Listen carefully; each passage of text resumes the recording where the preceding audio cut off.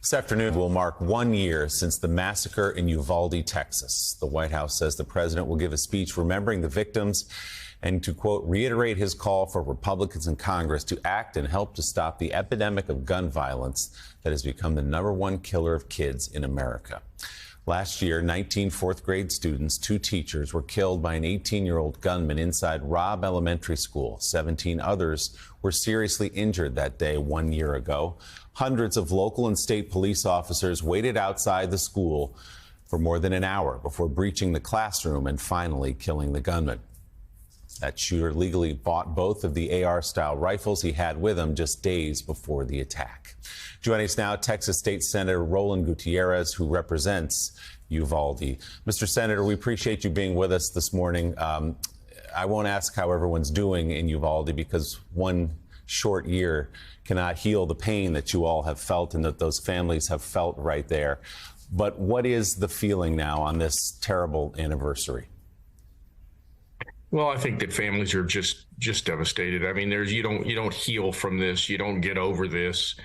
Every one of those families has been devastated. They've been devastated by legislature in Texas that has done absolutely nothing. We will be memorializing the deaths of those children later on this morning in the Texas Senate. And yet the biggest insult there is that we did absolutely 0 pieces of legislation that would have a monumental change or the legislation that those families were seeking. And that was legislation to raise the age limit, universal background checks, and extreme risk protective orders. You know, Senator, we had that same feeling as we had tragically after Sandy Hook, where we said, well, certainly this will change everything. A bunch of first graders slaughtered in their classrooms. In Uvalde, a group of fourth graders slaughtered in their classrooms on one of the last days of the school year while they were watching a movie to end the year.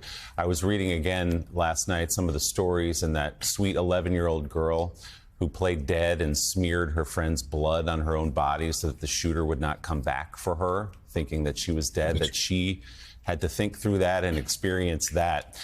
So is there any movement? Is there any hope for any movement in the state of Texas? There was some in the state of Connecticut. I understand it's a completely different place than Texas.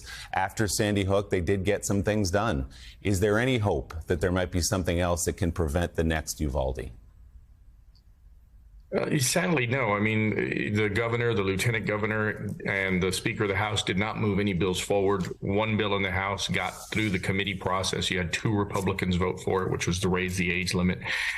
In the Senate, Dan Patrick refused to move anything forward. They passed 2 bills that were about straw purchases and background checks for juveniles, but those were already federal law.